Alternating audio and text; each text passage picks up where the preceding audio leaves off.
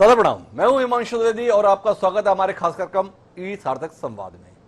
ई सार्थक संवाद में आज हम एक ऐसी चर्चित शख्सियत से रूबरू होने जा रहे हैं जिसने अपने 5 दशक के जीवन काल में जहां पर भी उपस्थिति दर्ज कराई, बड़े सशक्त तरीके से दर्ज कराई। चाहे वो क्षेत्र सेना का रहा हो, चाहे वो सामाजिक कार्यों का रहा हो, और चाहे अब उनकी उपस्थिति राजनीतिक क्षेत्र में महसूस की जा रही हो। उनकी उपलब्धियां किसी को भी चौंकाती है, अचंभित करती है, ईर्ष्या का विषय भी बनती है और सराहना का विषय भी बनती है। हम बात करने जा रहे हैं आज कर्नल अजय कोठियाल जी से। कर्नल अजय कोठियाल जी, जिनको कश्मीर युद्ध के समय उनके साहस के लिए पूरे देश ने जाना, बतौर पर्वतारोही उनकी उपलब्धियों पर लोग अचंभित रहे। जब वो सामाजिक क्षेत्र में आए तो अपने संगठन के माध्यम से जिस तरीके का उन्होंने काम किया, उसने भी उनकी एक अलग छवि समाज के बीच में स्थापित की।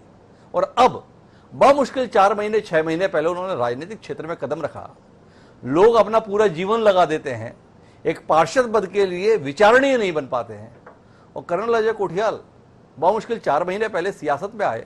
और कमाल यह है कि आम आदमी पार्टी ने अगले साल होने जा रहे विधानसभा चुनाव के मद्देनजर उन्हें उत्तराखंड में मुख्यमंत्री के तौर पर चेहरे के रूप में प्रस्तुत कर दिया। कैसे हुआ ये करिश्मा, जानने में दिलचस्पी है। जानने में दिलचस्पी इस बात की है कि जिस व्यक्ति ने बतौर फौजी इतना लंबा जीवन जिया, अचानक उसमें राजनेता बनने का शौक या जुनून क्यों पैदा हो गया। ऐसे तमाम सवालों से रूबरू होते हैं तो सीधे चलते हैं देहरादून, जहां हमारे साथ कर्नल अजय कोठियाल जी जुड़ चुके हैं। अजय साहब, स्वागत है आपका। कर्नल साहब, बहुत बहुत धन्यवाद हिमांशु जी। तो सबसे पहले तो जानने में दिलचस्पी है, जिस व्यक्ति ने सेना का जीवन जिया, अचानक क्या ऐसा हुआ कि सामाजिक क्षेत्र में काम करते करते राजनीतिक क्षेत्र चुन लिया। थोड़ा रोशनी देंगे कर्नल साहब, कहां ऐसा जीवन में अधूरापन या समाज में अधूरापन आपको महसूस हो गया जिसके कारण से लगा इस क्षेत्र में भी जौहर दिखाने की जरूरत है। हमने कोई 27 साल आर्मी में नौकरी करी, लेकिन कभी ऐसा कभी दिमाग में था नहीं कि हम जैसे आज है कि पॉलिटिक्स में कभी आएंगे। लेकिन क्या हुआ कि ये 2013 की बात है, जब मैं उत्तरकाशी में नेहरू पर्वतारोहण संस्था, वहां पे प्रधानाचार्य के अपॉइंटमेंट पे पोस्टिंग आया, डेपुटेशन पे, और उसके इमीडिएटली 2 महीने के बाद में केदारनाथ डिजास्टर आ गया, जो सबसे फेमस डिजास्टर जो हिमालय में आया था। अब क्योंकि हमारा रोल रिकंस्ट्रक्शन केदारनाथ में, फिर रिस्टोरेशन में काफी बड़ा रोल रहा, और क्योंकि बीच में कई लोगों ने हमसे उम्मीद करी कि हमारे बच्चों को फौज में रोजगार, नौकरी का कोई जरिया देखिए, उसको देखते हुए हमने धीरे धीरे जब लड़कों को भर्ती की ट्रेनिंग देनी शुरू करी और एक ट्रस्ट बन गई यूथ फाउंडेशन जी। अब इन सब चीजों को देखते हुए ना हमें ये लगा कि जो काम हम अपने बूते पे कर रहे हैं अभी, उसी को 10 गुना और अगर हम करना चाहें तो उसके लिए कहीं ना कहीं सरकार में जाना पड़ेगा। और सरकार में जाने का तरीका है कि आपको पॉलिटिक्स में आना पड़ेगा। अब इसलिए फिर हमने काफी सोच करके फिर वो वाली पॉलिटिकल पार्टी के साथ हमारी एक्सेप्टेंस बनी, उस पार्टी को हमने ज्वाइन करा, जिसने को मतलब पिछले 7-8 साल में जो बनी है, और उसने दिल्ली जैसी जगह पे 2 बार अपनी सरकार बना करके गवर्नेंस का एक इफेक्टिव मॉडल बनाया। तो ये हमारा बेसिक बैकग्राउंड था कि क्यों हम पॉलिटिक्स में अब कैसे आए। लेकिन आपने जानने में दिलचस्पी है कर्नल साहब कि आपने कारण बताया कि इसलिए मैं राजनीतिक क्षेत्र की ओर रुख किया, पर राजनीतिक क्षेत्र में रुख करते समय 2 महत्वपूर्ण राजनीतिक दल आपके राज्य में हैं, एक भारतीय जनता पार्टी, एक भारतीय राष्ट्रीय कांग्रेस। 2 भारतीय और अखिल भारतीय दलों की मौजूदगी होते हुए आप आम आदमी की पार्टी के साथ जुड़ गए। वहां पर कालीन बिछा हुआ महसूस नहीं हुआ? यहां पर संभावना आपको निजी तौर पर बेहतर दिखी? क्यों आम आदमी पार्टी, क्यों भाजपा नहीं, क्यों कांग्रेस नहीं? अब जैसे मैं कह रहा था, जिस तरीके का काम हम कर रहे थे उत्तराखंड में, तो उसमें ना कहीं ना कहीं आपका इंटरेक्शन समाज के हर प्रकार के लोगों से होता है, पॉलिटिकल पार्टी से होता है, संस्थाओं से होता है, सरकार से होता है। तो हमारा इंटरेक्शन तो काफी अच्छा है। बीजेपी और कांग्रेस के भी जो नेता हैं, कोई ना कहीं हमारे अच्छे जानने वाले हैं, कोई हम देहरादून के बड़े हैं, कोई हमसे 2 साल बड़े होंगे, कोई थोड़े 2-3 साल छोटे होंगे। लेकिन कहीं ना कहीं हमको ये दिखता था कि जो बीजेपी कांग्रेस जो पॉलिटिकल पार्टीज है, इसमें अगर हम ज्वाइन भी करते हैं तो ना पता है अपने विचार हम फॉलो नहीं कर पाएंगे। हमको कहीं ना कहीं जो डायरेक्शन ऊपर से मिलती रहेंगी उन्हीं को फॉलो करना है। आम आदमी पार्टी में मैंने देखा कि जैसे अरविंद केजरीवाल जी है, मतलब पढ़े लिखे, IIT खड़गपुर से इंजीनियरिंग करी है, सिविल सर्विसेज शुरू कर रखी है, रेवेन्यू सर्विस में नौकरी करी है, मदर टेरेसा के यहाँ पे उन्होंने समाज सेवा करी है। यहाँ पे इफेक्टिव गवर्नेंस के जो मॉडल है, जो तरीके हैं, वो हमको लगा कि हमारे लिए भी आसान है और उत्तराखंड में इन चीजों की, इन मुद्दों को एक्चुअली एड्रेस करने की जरूरत है, तो इसलिए हमने आम आदमी पार्टी ज्वाइन की। लेकिन आपके उत्तराखंड में भारतीय जनता पार्टी की सरकार है, एक ऐसी सरकार जो बताती है कि देश उसके लिए पहली प्राथमिकता है, बाद में दल, बाद में व्यक्ति। ऐसी पार्टी की मौजूदगी रहते हुए भी आपको उसमें अपना और प्रदेश का भविष्य दिखाई नहीं दे रहा। कहां चूक रही है भारतीय जनता पार्टी, जिसके कारण से कर्नल साहब आकर्षित नहीं हो पाए? नहीं, वही तो हम समझाने की कोशिश कर रहे हैं कि मतलब हम यहाँ पे देखते हैं कि कोई भी डिसीजन होता है छोटा सा भी, तो उसके लिए ना पार्टी की जो लीडरशिप है उसको मतलब केंद्र में बुलाया जाता है, वहां पे जाकर के बातचीत होती है, 10-10 दिन तक बैठना पड़ता है। यहाँ पे लीडरशिप आप देखिए कि किसी को नहीं पता होता है कि कब कौन चेंज हो जाएगा, कब क्या डिसीजन आएंगे, कौन आपके मुद्दे होंगे। उत्तराखंड के मुद्दों को अगर मतलब दिल्ली से बताया जा रहा है तो मेरे को नहीं लगता कि वो एक कोई इफेक्टिव तरीका है। और जैसे मैं कह रहा हूँ कि पॉलिटिशियन तो हम थे नहीं, अभी भी पॉलिटिशियन नहीं है, मतलब कहने के लिए जो एक ऑर्थोडॉक्स तरीका होता है पॉलिटिक्स का, वो तो अब कभी भी नहीं आती है। तो उसमें हमें तो लगा था कि हम कभी जेल कर पाएंगे ऐसी पार्टी के साथ। थोड़ा सा आपको बार बार इस बात पर शिकायत है कि उनके स्वरूप में, उनके फैसलों के अंदर का प्रक्रिया बड़ी लंबी होती है। अगर यही आपकी रिजर्वेशन थी तो आपने अपना राजनीतिक दल बनाने का विचार क्यों नहीं लाया? अरविंद केजरीवाल से आप इतने प्रभावित हैं, उनके तौर तरीकों से प्रभावित हैं, तो उसी को एक मिसाल के तौर पर देखते हुए कर्नल अजय कोठियाल उत्तराखंड की अपनी आवाज, अपना संगठन, अपना दल, अपनी पार्टी बनाने का विकल्प क्यों नहीं चुने? क्यों आम आदमी पार्टी? जाना तो आपको भी दिल्ली ही पड़ेगा फैसले लेने के लिए। आप देखिए पिछले 2 महीने में 2 बार केजरीवाल जी यहाँ आ गए जी। दिल्ली जाने की जरूरत ही नहीं पड़ रही है, जो फैसले हो रहे हैं वो यहाँ आकर के बता रहे हैं जी। और यहाँ पे आकर के अगर वो बता रहे हैं तो इसमें तो मेरे को लगता है बहुत अच्छी बात है। हमारे को भी हौसला बढ़ता है, हमें भी तरीके समझ में आते हैं, उनके पास एक्सपीरियंस है। और ये जो बात है कि एक अपनी अलग पार्टी बनाने की, अलग पार्टी को बनाने की जरूरत क्या है जब एक पार्टी ने अपने को साबित कर रखा है और वो स्प्रेड करना चाहती है और वो अच्छे तरीके से जिन मॉडल्स को उसने एक प्रारूप दे दिया है, एक शेप दे दी है ग्राउंड पे, वही मॉडल उत्तराखंड की जरूरत है। क्यों नहीं उसको लेके आ जाओ, रेप्लिकेट करो उसको। पटेल साहब, आप बड़े प्रभावित हैं आम आदमी पार्टी से, दिल्ली के संदर्भ में उसकी उपलब्धि को भी साझा कर रहे हैं, पर दिल्ली से बाहर बाकी देश में आम आदमी पार्टी के विस्तार की कोशिशें बहुत परवान नहीं चढ़ी। उत्तराखंड में ऐसा क्या है जिसके कारण से आपको लगता है कि आम आदमी पार्टी कोई विकल्प बन पाएगी? 20 साल हो गए उत्तराखंड को बने हुए, अभी तक कोई तीसरा दल वहां अपनी उपस्थिति दर्ज करा पाया हो, ऐसा कभी महसूस नहीं हुआ। अभी क्या उम्मीद कर रहे हैं आप और कैसे उम्मीद कर रहे हैं?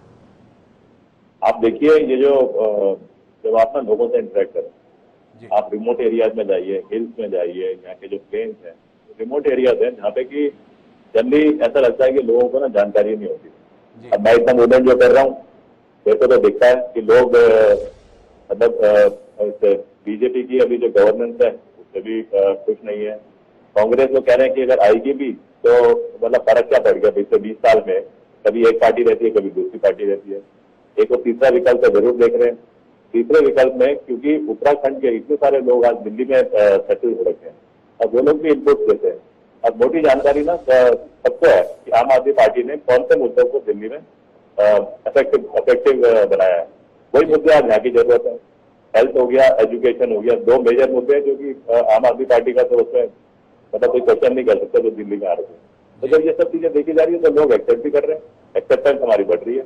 मेहनत हमें करनी पड़ेगी, पार्टी नहीं है, संगठन नहीं है हमारा। भी पुरानी पार्टी कम से कम मतलब 100 साल पुरानी पार्टियां हैं, अब जाकर के एस्टेब्लिश हुई है, तो उसमें थोड़े चैलेंजेस तो आएंगे और वो चैलेंजेस लेने के लिए हमने बात छोड़ करके पार्टी ज्वाइन करी है।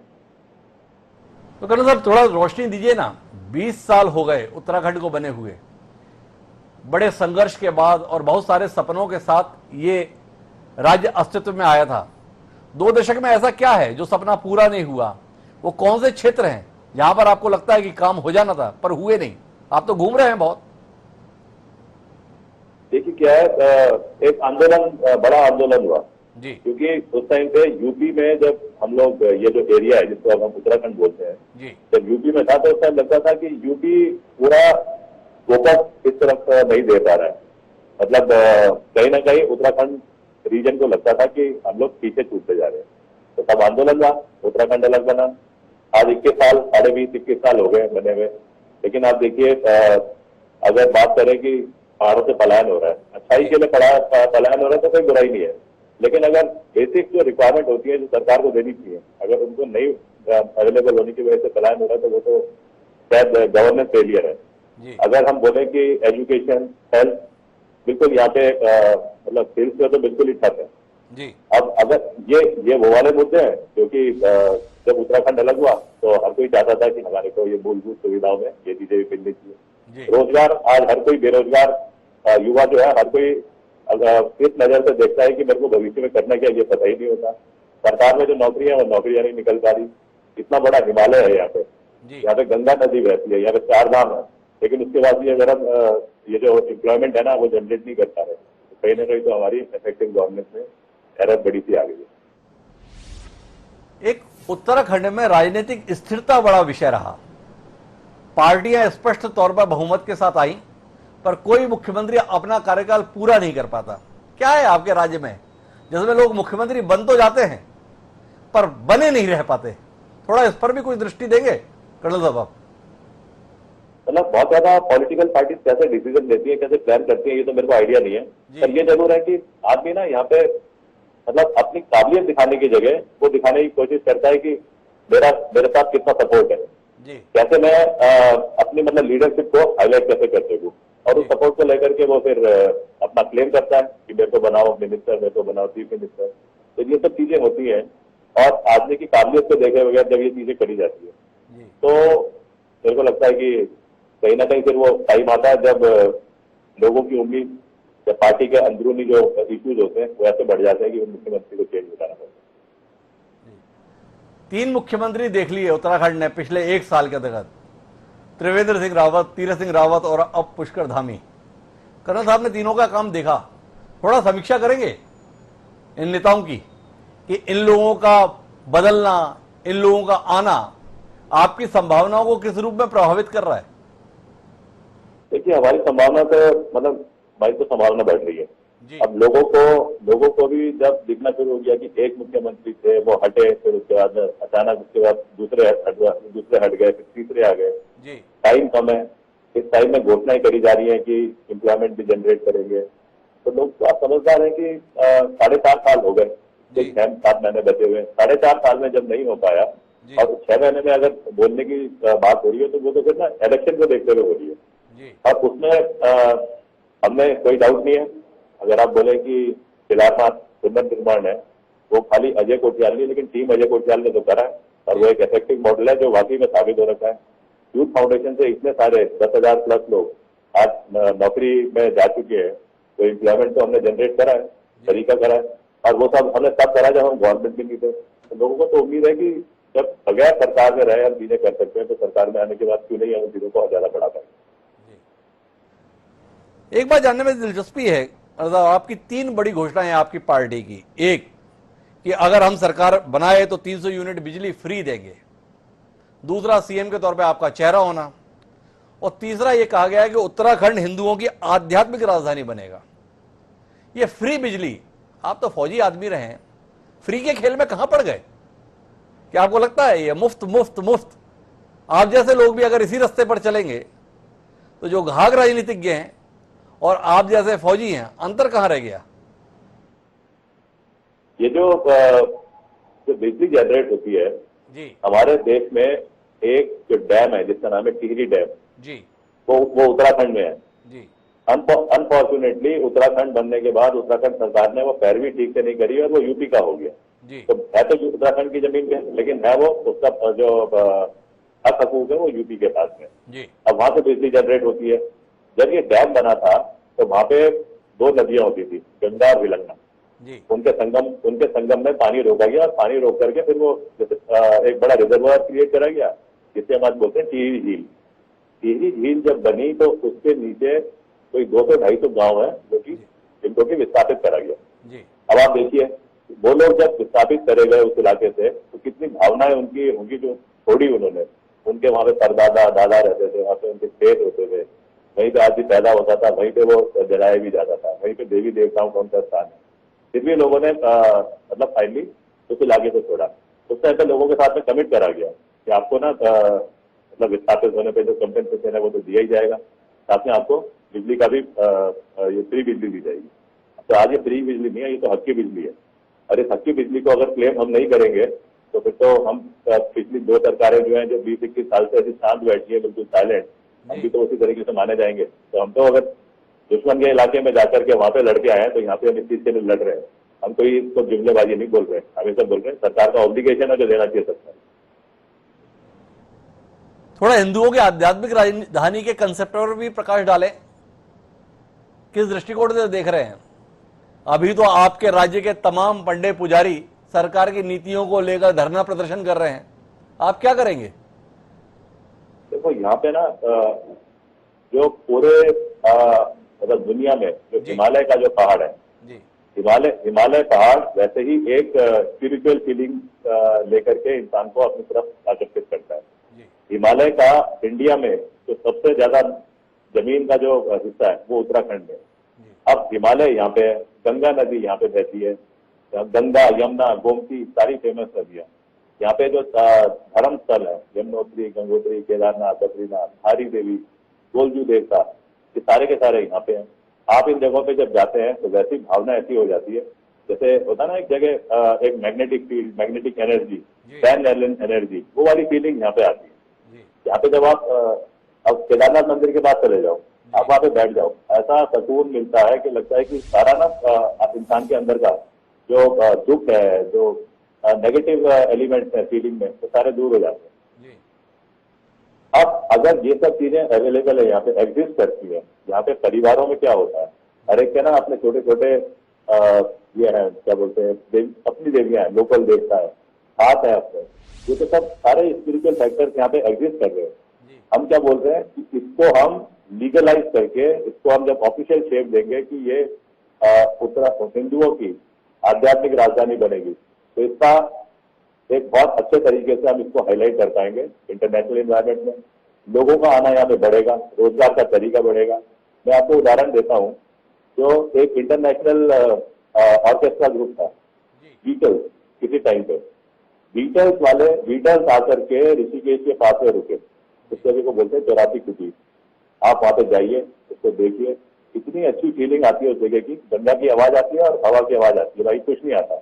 आज वो ना डिफेंस पड़ा हुआ सेटअप, क्यों नहीं इन जगहों को, इन सेटअप को जो जहाँ पे एग्जिस्ट कर रहे हैं, हम इसको हिंदुओं का एक स्पिरिचुअल कैपिटल बनाए, ये तो 100% होना चाहिए। हम खाली अपने आप नहीं बोल रहे, इससे पहले जहाँ पे हम घूम रहे हैं, कई लोग जो समझदार हैं, ऋषि मुनि जो है, वो खुद बोलते हैं कि ये तो बाकी में ये तो वो वाला स्थान है जिसको कि पूरे दुनिया में हिंदुओं की राजधानी आध्यात्मिक इस नाम से जाना जाना चाहिए। हम उसको ऑफिशियल शेप जानने में दीजिए, आपको नहीं लग रहा कि आप कुछ भाजपा की कॉपी करने की कोशिश कर रहे हैं? भाजपा भी जो है केदारनाथ के संदर्भ में, बद्रीनाथ के संदर्भ में, ये तमाम देवी देवताओं के स्थान के संदर्भ में तमाम बातें कहती हैं। देश के सम्माननीय प्रधानमंत्री नरेंद्र मोदी जी तो अपने आप को भोलेनाथ जी की कृपा से ही सारी स्थितियों में दिखाते हैं, केदारनाथ की गुफा में जाके ध्यान लगाते हैं। भगवान के लिए संकट नहीं हो जाएगा? किसको चुने, किस पे कृपा रखें, किस पे नहीं रखें? क्यों भगवान को संकट में ला रहे हैं इतना? भगवान को तो हमेशा एक अच्छी भावना से देखना चाहिए, और हमने आज तक कभी भी, मतलब मैं तो कहता हूं कि हमने भगवान को कब याद करा? बद्री विशाल, पता है गढ़वाल राइफल जिसका मैं रहने वाला हूँ, जिसमें मैंने नौकरी करी है, जब दुश्मन की पोस्ट से 200 मीटर पहले आप पहुंच जाते हो, और उस टाइम पे ना दुश्मन की बिल्कुल गोलियां चल रही है और आपके अगल बगल लोग गिर रहे हैं, तब क्या जज्बे के साथ में सारे के सारे दुश्मन की पोस्ट पे अटैक करते हैं, जोर से बोलते हैं बोल बद्री विशाल लाल की जय। तो अगर मैंने वहां भगवान का नाम ले लिया ना उस जगह पे, तो इससे तो बढ़िया कि भगवान का नाम नहीं लेना चाहिए। मतलब और कौन सा स्थान हो सकता है भगवान का नाम लेने का? कौन सा काम हो सकता है? जब इतने सारे लोग मर गए केदार घाटी में, और उसके बाद जब हम अंदर घुसे तो हमको ना छोटे बच्चों की फोटोयां दिखती थी, वहां पे मिलती थी। हमको वहां पे घोड़े खच्चर ऐसे सड़े हुए मरे हुए मिलते थे कि वाकई में मतलब इंसान दिल जाता था। तभी उस टाइम पे सरकार की जो कंस्ट्रक्शन एजेंसीज है, उन्होंने बोल दिया था कि 4-5 साल तक काम ना करो। अगर वहां पे हमने काम करा है और लोग एक भावना से हमको बोलते हैं भोले का फौजी, तो इससे तो बढ़िया क्या नाम होना चाहिए? ये तो बहुत अच्छी चीजें। ये तो हर किसी को इस्तेमाल करनी चाहिए। अब थोड़ी निजी तौर पर बात करना चाहता हूं कर्नल साहब आपसे। आपने अपनी जिंदगी बतौर फौजी तकरीबन 25-27 साल बिताई, फिर सामाजिक क्षेत्र में काम किया पिछले 3 साल 4 साल, और अचानक आप राजनीतिक जीवन में प्रविष्ट हुए। फौजी मतलब अनुशासन, संयम, धैर्य, धीरज, साहस, इसका पर्याय होता है। और राजनीतिज्ञों की छवि समाज में अवसरवादी, अधीर, मतलब परस्त, मौका परस्त इस रूप में ही व्याप्त है। कितना कठिन बैठ रहा है कर्नल साहब को अपनी पृष्ठभूमि के बाद इस क्षेत्र में दाखिल होना। कितना रास आ रहा है ये क्षेत्र जिसकी पहचान समाज के बीच में कमोवेश इसी रूप में है। अभी जो आप तुलना कर रहे थे ना कि एक फौजी की परिभाषा और उसके बाद में एक पॉलिटिशियन की परिभाषा, तो मैं वही सोच रहा था कि अजय कोटियाल के लिए कितना आसान है ये फील्ड, जिसे बोलेंगे पॉलिटिकल फील्ड। यहाँ पे तो कैरेक्टर इस तरीके से देखा जाता है जैसे आपने अभी असेसमेंट करा और हमारे कैरेक्टर का भी आपने असेसमेंट करा। अगर हमारे कैरेक्टर का पॉजिटिव असेसमेंट हो रखा है जिस तरीके से, उसमें तो मेरे को लगता है कि कितना आसान है दूसरे वाले कैरेक्टर के साथ में आपको फेस करना उसको। और आपका बहुत बहुत धन्यवाद, आपने इतने अच्छे तरीके से हमें समझाई ये बात। जी, तो आपसे जानना है कि इस कैरेक्टर के लोगों के साथ में सामने कैसे बिठा रहे हैं। और जानने में दिलचस्पी इस बात की भी है कि आम आदमी पार्टी तो काफी समय से कोशिश कर रही है उत्तराखंड में पैर जमाने की, और मुख्यमंत्री पद के लिए सर्वे होता है जैसा बताया मनीष सिसोदिया जी के द्वारा, और नाम बामुश्किल 4 महीने पहले राजनीति के बने अजय कोटियाल का घोषित होता है। ये करिश्मा कैसे हुआ? देखिए, पहले तो ये जो बात है कैरेक्टर की, तो ना मेरे को लगता है कि पॉलिटिशियन जो आपने कैरेक्टर असेसमेंट करा है पॉलिटिशियन का, वो तो मैं कभी नहीं बन सकता और ना वो मेरे बस का है। मैंने तो वैसे ही अजय कोटियाल कह रहा है जो जिसका कि आपने मेरा कैरेक्टर डिफाइन करा है फौजी का, उस तरीके से मैंने काम करने हैं। ये जरूर है, इसको आज पॉलिटिकल फील्ड बोलते हैं। वो जो पॉलिटिकल फील्ड है उसमें जब काम करूंगा किसी अपने ओरिजिनल तरीके को लेकर के, तभी मैं उन मकसदों को हासिल करने में कामयाब होगा जिनको लेकर के मैंने आर्मी से प्री मेच्योर रिटायरमेंट लिया और उसके बाद में पॉलिटिकल फील्ड एंटर करा। ये जो बात है 3-4 महीने, इसका तो मैं कुछ नहीं कह सकता हूँ, लेकिन ये तो समाज की एक्सेप्टेंस है। तो समाज की एक्सेप्टेंस को लेकर के चला जा रहा है और उसी को लेकर के फिर अरविंद केजरीवाल जी ने डिसाइड करा कि अजय कोटियाल को लीडरशिप उत्तराखंड में जो हम बात कर रहे हैं इफेक्टिव गवर्नेंस, जिसकी वजह से हम उत्तराखंड का नव निर्माण कर पाएंगे, उसकी आंसर दी। कोटियाल साहब, थोड़ी आशंका पैदा नहीं होती आपको, जिनका अरविंद केजरीवाल का आप बार बार नाम लेते हैं? अरविंद केजरीवाल का उभार हमारे सामने हुआ अन्ना आंदोलन के दौरान। उनके साथ जितने चेहरे हुआ करते थे, कुल मिलाकर एक एक करके वो चेहरे छिटकते गए। अब उनमें से बामुश्किल 2-4 चेहरे ही बचे हैं। कोटियाल साहब को आशंका नहीं जाती कि कहीं आप भी इस्तेमाल की वस्तु बन के तो नहीं रह जाएंगे आम आदमी पार्टी में? सवाल है, क्योंकि अतीत सामने है। देखिए, क्या है, जो मैंने जो रीड करा है, तो समझदार आदमी हूँ, मैं भी मतलब चीजों को फॉलो करता हूँ, तो पहले उसको चेक भी करता हूँ। एक आंदोलन बना, मतलब जब करप्शन का लेवल इतना ज्यादा हो गया देश में कि उसके खिलाफ खड़ा हो गया पूरा देश, India against corruption, Anna Hazare जी ने शुरू करा। उसके बाद उस आंदोलन में जो लोग थे उनको यह समझ में आया कि अगर जो इश्यूज को वो हाईलाइट करने की कोशिश कर रहे हैं कि करप्शन को ठीक करना है उन इश्यूज के थ्रू, तो उसको तो करने के लिए आपको कहीं ना कहीं मतलब एक गवर्नमेंट में जाना पड़ेगा। गवर्नमेंट में जाने का तरीका क्या है? आपको पॉलिटिकल फील्ड, पॉलिटिकल पार्टी बनानी पड़ेगी। तो उससे शुरू हुई आम आदमी पार्टी।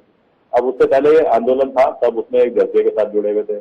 जब पॉलिटिकल पार्टी बनी तो कहीं ना कुछ बार, मतलब वो तो सभी जगह दिखता है, हमारी और बाकी जो नेशनल पार्टीज है उनमें भी दिखता है, कुछ बार ऐसा होता है कि कुछ विचार नहीं मिलते और विचार नहीं मिलने की वजह से कुछ लोग हट भी जाते हैं। आज आप देखो आम आदमी पार्टी में, मतलब एक बड़ा मजा आता है देख करके, क्योंकि मेरे को वहां पे जो विधानसभा है वहां पे जाने का मौका मिला जब सुंदरलाल बहुगुणा जी को सम्मानित करा आम आदमी पार्टी ने दिल्ली में, केजरीवाल जी ने। 32-33 साल के जो यंग इस लेवल पे आ रहा है, समझदार सोच के साथ में आ रहा है और हंस के खेल करके बातें कर रहे हैं और उसके बाद में अपना कर्तव्य निभा रहे हैं जो उनकी एक ड्यूटी है विधायक, तो क्यों नहीं वो एक पार्टी बहुत अच्छी होगी। उनको देखो, बिल्कुल यंग पार्टी साफ दिखती है। ऐसी तो टीमें होनी चाहिए, तभी आकर के हमारा देश और बेहतर हो सकता है। कोटियाल साहब, आपने जितनी बात कही, लेकिन वो आपके साथ मुफीद नहीं बैठ रहा। आपकी उम्र 32-33 साल नहीं है, बल्कि आपका सार्वजनिक जीवन का तजुर्बा 32-35 साल का है। और जो 32-35 का तजुर्बा रखने वाले लोग थे, कुमार विश्वास, आशुतोष, प्रशांत भूषण, किरण बेदी, ये सब आम आदमी पार्टी की इतिहास की वस्तु हैं। डर लगता है कि कहीं कर्नल साहब ने जो इतनी इज्जत, इतना नाम, इतनी प्रतिष्ठा उत्तराखंड में अपने पराक्रम, अपने पुरुषार्थ से कमाई, कहीं एक राजनीतिक दल की महत्वाकांक्षा का शिकार होकर तो न रह जाएंगे। कैसे सुनिश्चित कर रहे हैं आप कि आपका कमाया हुआ एक चुनाव के साथ ही जाया तो नहीं हो जाएगा? देखिए क्या है कि मैं तो बल्कि आपको ये कहता हूं कि मेरी उम्र अभी 52 साल है जी। अमर तो मैं भी नहीं हूँ, मैं भी, और मेरे पास 10-12-15 साल हो गए जो कि मैं इफेक्टिवली अपना जोश के साथ में काम कर सकता हूँ जी। जितना टाइम जो मैं आज लेके इसके चल रहा हूँ कि उत्तराखंड को एक दिशा देने के लिए मेरे को देना चाहिए। जिस दिन मेरे को लगेगा उत्तराखंड को दिशा मिलनी शुरू हो गई है, तो मैं तो आपको बता रहा हूँ, मैं तो पॉलिटिक्स छोड़ करके ना वापस कहीं ना कहीं अपनी दुनिया में चले जाऊंगा। लेकिन ये ऑब्लिगेशन जो मैंने लिया है, इस ऑब्लिगेशन को तो कंप्लीट करूंगा, और उसके लिए मेरे को लगता है कि बहुत ज्यादा टाइम भी नहीं लगेगा। जो मेरे एक्सपीरियंस है जी, जो मतलब मेरे को समझदारी है, और जो समाज मेरे को जिस तरीके से सपोर्ट कर रहा है, मेरे को लगता है कि ये ना प्रोसेस ऑलरेडी शुरू हो चुकी है। गुड़ा साहब, बातचीत के आखिरी चरण में है, आगे भी मौके आएंगे, आपसे बात करते रहेंगे, पर आपसे जानना चाहता हूं कि कितना यकीन कर पा रहे हैं जिस पद के लिए आप घोषित किए गए हैं उस पद तक पहुंचने के संदर्भ में।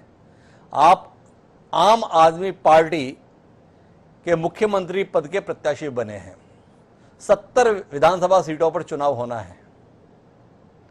70 सीटों पर क्या संगठन तैयार है जो एक उम्मीद करें? कुल मिलाकर इस विधानसभा चुनाव में कितनी सीटों की उम्मीद के साथ कर्नल अजय कोठियाल जी के कुशल नेतृत्व में पार्टी भविष्य देख पा रही है? देखिए क्या है कि हम पहले तो वो वाले नहीं है कि हम कितनी सीटों पे लड़ेंगे और ताकि उतनी सीटों पे मेहनत करें, क्योंकि हमारा मकसद पूरे उत्तराखंड का एक तरक्की की तरफ ले जाना है, तो उसमें कोई भी इलाका नहीं छूट सकता। अब क्योंकि कोई भी इलाका नहीं छूट सकता, तो इसलिए हमने पूरी 70 सीटों पे तैयारी भी करनी है और इलेक्शन भी लड़ना है। अभी जिस तरीके से जो रिस्पॉन्स आ रहा है और जिस तरीके से, मतलब चाहे इसमें कोई शक नहीं है कि दोनों जो अभी यहाँ पे बीजेपी कांग्रेस जो पॉलिटिकल पार्टीज हैं, उनका एक बहुत अच्छा संगठन है, वो ग्रास रूट लेवल तक पहुंच रखे हैं। लेकिन जिस तरीके से ना लोग आज उनको उस अपेक्षा में नहीं देख रहे हैं कि जो शुरू में देखा जाता था, क्योंकि ये प्रूव नहीं करता है गवर्नेंस के तरीके को अच्छे तरीके से चलाने में। तो आम आदमी पार्टी को तो एक अच्छा इनरोड मिल रहा है। आप देखिए बीजेपी और कांग्रेस आजकल कर्नल अजय कोठियाल को ओपनली टारगेट कर रही है। मतलब बीजेपी है पावर पर, कांग्रेस है विपक्ष में। बीजेपी को काम करना चाहिए, कांग्रेस को देखना चाहिए कहाँ पे बीजेपी काम गलत कर रही है, उसको चेक करे। कांग्रेस कहीं पे अगर ज्यादा बोल रही है तो बीजेपी को ना कांग्रेस को जवाब देना चाहिए। अपने काम छोड़ करके दोनों के दोनों कर्नल अजय कोठियाल को टारगेट कर रहे हैं, आम आदमी पार्टी को टारगेट कर रहे हैं। ये तो साफ इंडिकेशन है कि हम लोग बहुत पॉजिटिव दिशा में जा रहे हैं। आपने पॉजिटिव दिशा की बात कही, हमने संख्या की बात पूछी थी। मुख्यमंत्री होने के लिए 70 सदस्यीय विधानसभा में 36 सीटें चाहिए। कहां पहुंच रहे हैं अजय कोठियाल जी? पुराने फौजी रहे, सत्य के आसपास ही रहेंगे, सत्य की ही बोलेंगे, ऐसी उम्मीद अभी तक बनी हुई है। कहां तक उम्मीद करें कोठियाल साहब? या फरवरी में बात करें तो उस रिकॉर्डिंग को आपके साथ साझा करेंगे? देखिए क्या है कि हम ना वो कोई वैसे वाले लोग नहीं है खाली बोल करके करें। ये आपको भी दिखता रहेगा किस तरीके से हमारी प्रेजेंस बढ़ती जा रही है। आप लोग भी सर्वे कराते हैं बीच बीच में, मतलब कहीं ना कहीं आपको भी इनपुट आते रहेंगे। और ये जरूर है कि हम पूरे अपने जो एक्सपीरियंस है, जो वाकई में ग्राउंड करना चाहते हैं, उसको लेकर के और लोगों को समझा करके पूरी 70 सीटों पर लड़ेंगे। और जिस तरीके से हमारी एक्सेप्टेंस बढ़ रही है, हमको पक्का दिख रहा है कि हम बगैर किसी के सपोर्ट के मेजोरिटी में यहाँ पे उत्तराखंड में मार्च में आ रहे हैं। बहुमत की उम्मीद के साथ है कर्नल अजय कोठियाल साहब। आखिरी सवाल इस कार्यक्रम का आज के लिए, मुकाबला किससे रहेगा मुख्यतः? भारतीय जनता पार्टी से या भारतीय राष्ट्रीय कांग्रेस से? किसको मुख्य प्रतिद्वंदी के तौर पर देख पा रहे हैं आप? इसमें तो ना कोई ज्यादा एक्चुअली कोई मतलब लॉजिक लगाने की जरूरत है, बस बाकी तो और कुछ नहीं है। पावर में कौन सी पार्टी है, जो पार्टी पावर में उसी से हमारा कंपटीशन होगा। भारतीय जनता पार्टी को पावर में है तो हमारा कंपटीशन उनसे होगा। तो कुल मिलाकर अजय कोठियाल साहब का मानना है कि मुख्य मुकाबला उनका भारतीय जनता पार्टी से ही रहेगा। भरोसा यह है कि कुल मिलाकर जैसा काम चल रहा है, जैसा लोगों से रिस्पॉन्स मिल रहा है, स्पष्ट बहुमत तक वह चुनाव आते आते पहुंच ही जाएंगे। देखें उनकी उम्मीद कितनी परवान चढ़ती है। लेकिन एक व्यक्ति जिसने अपने जीवन में खुद को साबित किया हुआ है, एक नए क्षेत्र में पदार्पण किया है, क्या कामना कर सकते हैं हम? यही कि वह इस क्षेत्र में भी सफल हों, क्योंकि ठीक नीयत के साथ दाखिल हुए। तो कर्नल साहब, बहुत बहुत धन्यवाद आपका हमारे साथ जुड़ने के लिए। शुभकामनाएं आपके इस नए क्षेत्र में सफलता के संदर्भ में। आगे भी आपसे मुलाकात का सिलसिला जारी रखेंगे, लेकिन आज मुझे दीजिए याद, फिर मिलते हैं। सादा प्रणाम।